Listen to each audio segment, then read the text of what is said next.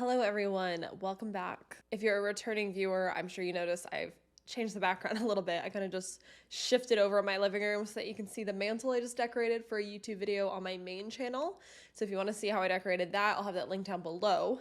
But I thought I would just make it a little more festive since the holidays are here, and I don't know, I thought I would just change things up a little bit. It's also super dark out right now while I'm filming. It's been a very gloomy day, so I thought, why not just have the little bit of the twinkly lights? I thought it would just be cuter. I don't know. But here we are, and today I actually have a case for you of a Playboy model that's accused of killing her sugar daddy. So buckle in because this is an interesting one. On March 7th of 2019, a body would be discovered inside the trunk of an abandoned car on State Route 147, and this would be near the entrance to Lake Mead National Recreation Area in southeastern Nevada. And this body would actually end up belonging to Thomas Burchard, who was a 71-year-old child psychologist from Salinas, California. But how did this elderly man end up bludgeoned to death? And how did he end up in the back of a car in Nevada? Well, this case gets even stranger when this car ended up belonging to a pretty blonde 25-year-old former Playboy pinup model named Kelsey Turner. And she would actually end up being arrested for his murder. Kelsey had actually posed for Playboy back in 2017,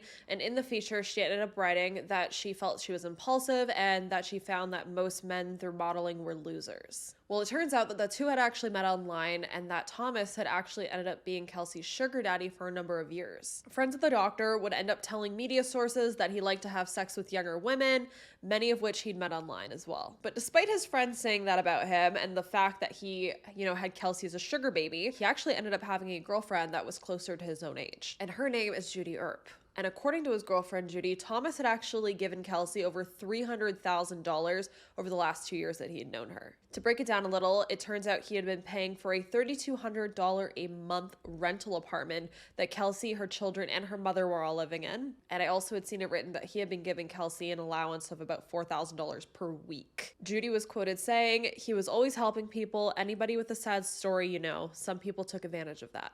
So while Kelsey and her family were living in this home in Salinas, California, near where Thomas lives, there were parties and disturbances that the police were called on multiple occasions. Then we know in fall of 2018, Thomas abruptly stopped paying the rent on that home, and then Kelsey and her family were eventually evicted from the home. After all this happened, Kelsey ended up moving to Las Vegas. Now that I think about it, I don't know where Kelsey's mother and the children ended up going, because all it's ever talked about is that Kelsey was in Vegas. So very odd. If you know any information on that, let's chat about it down below. Now, despite Kelsey having Thomas as a sugar daddy, she also apparently had a boyfriend at the time named Greg Haggio, and she was Facebook official with him. But things weren't all sunshine and rainbows, because according to sources, he'd allegedly abused her and had been arrested in January in Las Vegas on charges of strangulation and DV. These charges would eventually be dropped. So this is where I get confused, because there's kind of limited information on this case, and Greg is brought up as being her boyfriend. They had these DV incidents, yada yada.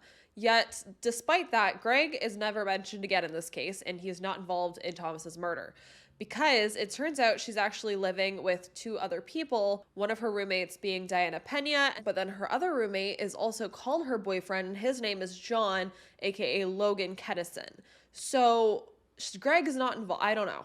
I'm confused. Either way, we know that Thomas would eventually end up traveling to Las Vegas to see Kelsey after she told him that she was experiencing this abuse. She said that he was hitting her and that she had nowhere else to go, she had no money, and so she needed his help. And, this made Thomas feel partly responsible, because he's the one that stopped paying the rent on the home, the reason that she got kicked out and had to go to Vegas in the first place, and he wasn't supporting her anymore, and I'm sure he cared about her on some level. That's why he was supporting her.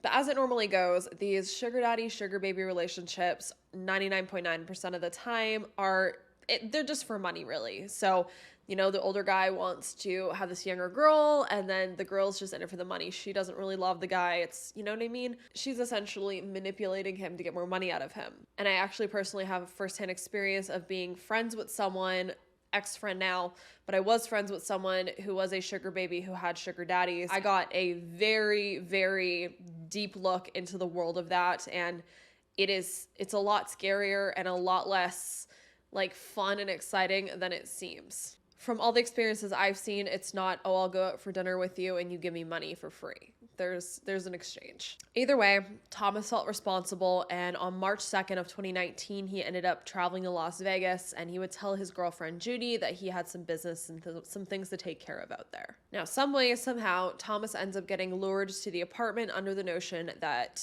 Kelsey needs help. According to testimony, things began to escalate after Kelsey became upset over sexual images and messages she ended up finding on Thomas's phone that involved Thomas and her mother.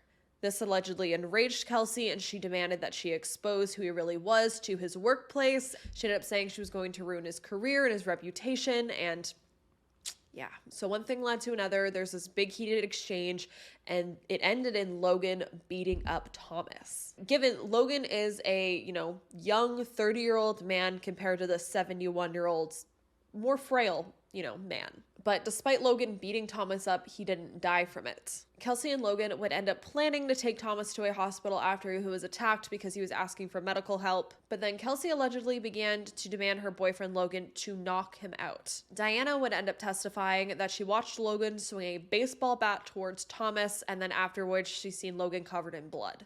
From there, Thomas ended up dying, and then they proceeded to stuff him in the back of her trunk of her car and then drive the car to where it was later found. A couple days later, on March 4th, Judy would end up waiting at the airport to pick Thomas up from his return flight, but he never arrived. This is when she ended up getting concerned, and she would call the authorities and request a welfare check in Las Vegas. Police would end up making numerous attempts to try to contact Kelsey because Judy knew that that's where Thomas was last supposed to be.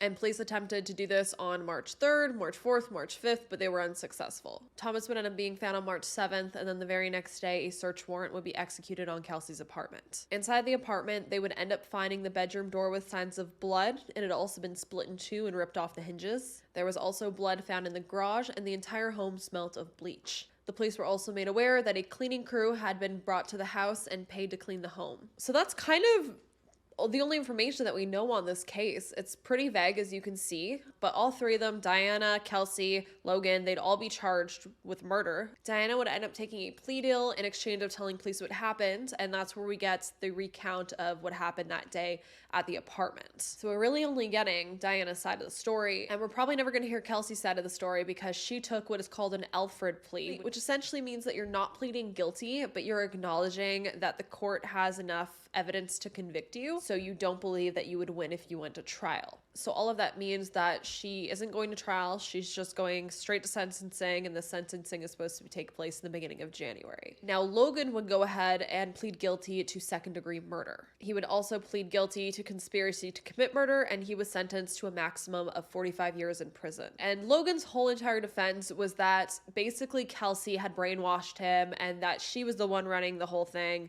and that he couldn't stop himself basically from killing Thomas because Kelsey made him. His lawyer would end up arguing that he was no match to Kelsey, saying she had manipulated him and that he was in love with her, and basically said that it was a crime of passion. So, how do you all feel about this case? Again, there's not that much to go off of to get, a full story here, but from what it seems like, Thomas was just going there to try to help this girl out again, and she took advantage of that. They just wanted his money, and in the end, they killed him for it. This is the hard thing.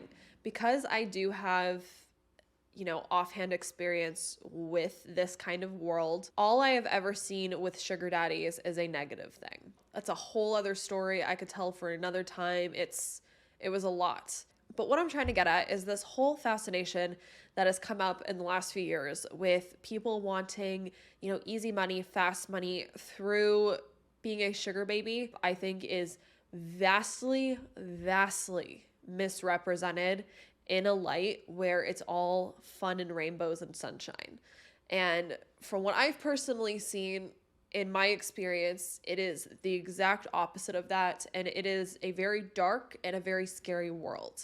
And this isn't the first time I've heard a story like this where someone is in a relationship like this and things go south. And I think the betrayal of these relationships on social media has, increased the amount of girls, and I know there's men out there as well that are in these relationships, but I think it's increased this kind of fascination and this desire to be in a relationship like this, but they don't know the truth of actually how scary relationships like that can be. And I think this is a great example of reasons why relationships like this aren't good.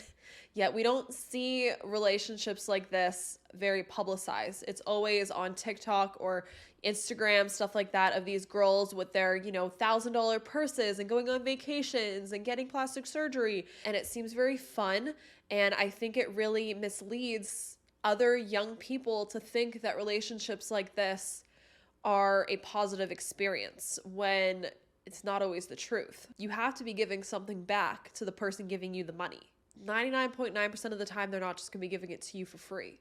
And when you stop giving back, they're going to stop giving you money. And that's what it seems like happened in this situation. And clearly, her life was not sunshine and rainbows. She was clearly hanging out with very bad people. She was hanging out with a man that ended up murdering another man. Whether she enticed him into it or not, he was a full-grown adult and he was making his own decisions to murder this man, which is why he, is now charged with second-degree murder. But I feel like situations like this get people into some very bad places, and I can say that from experience. Now, I never had a sugar daddy, but I did hang out with people that did, which is a story for another time. But I just want to reiterate, I am not victim blaming. Thomas did not deserve to die. I just think this entire situation as a whole was just a disaster waiting to happen. And this is what ended up happening. And this isn't the first time I've heard a story like this, and I know it's not going to be the last, but I really think it's an important conversation to have around this, and I want to have this conversation with you all down in the comment section. If you think this whole popularization of sugar daddies and sugar babies on social media is a good thing or not. Again, they're all adults, they're all consenting to this transaction, so that is that. But I think people promoting that this lifestyle is a great one isn't a good thing, because it leaves a lot out. All you ever see is the gifts that you end up getting, but not what you have to do to receive them. So how do you all feel about this case, and how do you feel about this topic? I want to have a chat with you all down below. If you are not subscribed, I would really appreciate if you hit that subscribe button and turn on the notification bell, because it does really help me to be able to continue to make content like this and tell these stories and bring up these conversations. With that, I hope you have a great rest of your night, happy holidays, and I will see you in the next video.